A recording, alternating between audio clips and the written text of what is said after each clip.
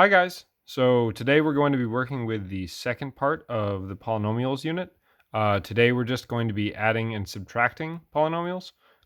So you see here we have a 3-term polynomial, so that's a trinomial, and a 4-term polynomial. We're going to add those together, and then the same thing with this 4-term polynomial minus 3-term polynomial. Trinomial, that is.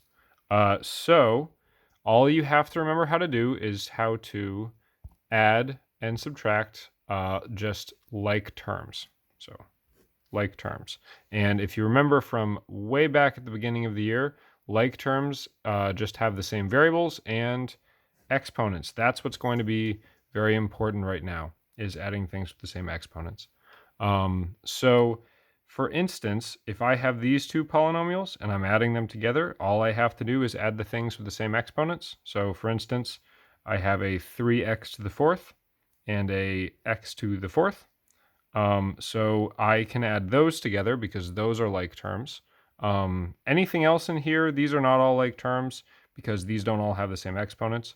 So since I can't add anything in here and anything in here, we're going to add them between the two polynomials. Now, between these two, 3x to the fourth plus x to the fourth, that is going to be 4x to the fourth. You can also get that, that's the same as 1x to the fourth, so 1 plus 3 is 4.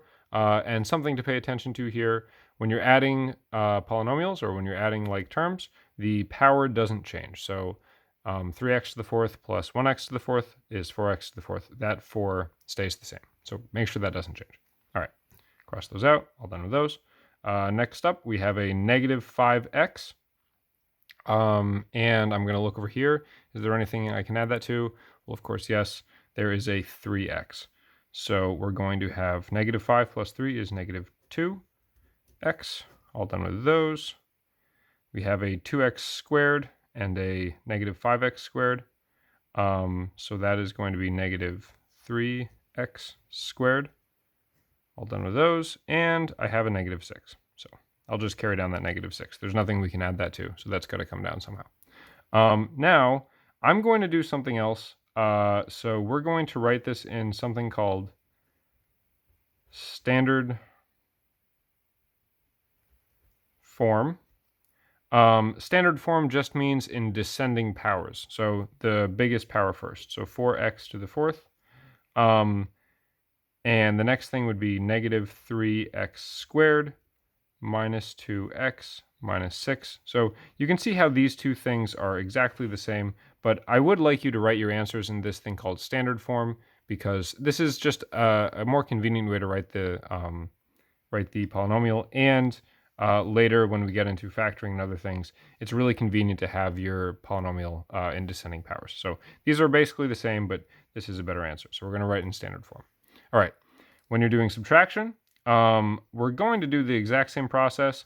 Instead of trying to remember what we're subtracting and minusing with positive and negatives, I'm just going to switch this up a little bit to make it a little bit easier. So I'm going to copy down my problem, 4x squared plus 2x minus 7. And I'm going to change that to a plus. So adding is the same, or subtracting is the same as adding negatives. So I'm just going to change the sign on all of those terms. 7x3, and the negative 5x squared becomes positive 5x squared. So, kind of messed up the 7.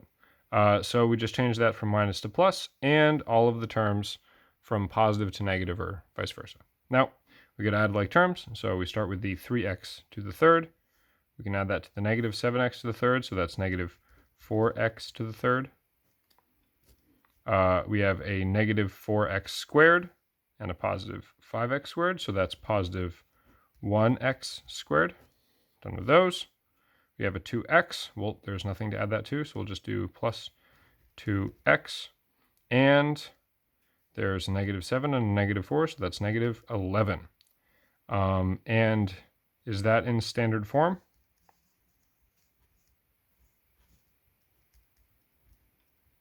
Yes, it is. So this is in standard form because the highest power goes first, next power goes next, less power, and the term that has no variable. So that would be our answer right there. And that's how to add and subtract polynomials. So good luck on your homework. Let me know if you have any questions.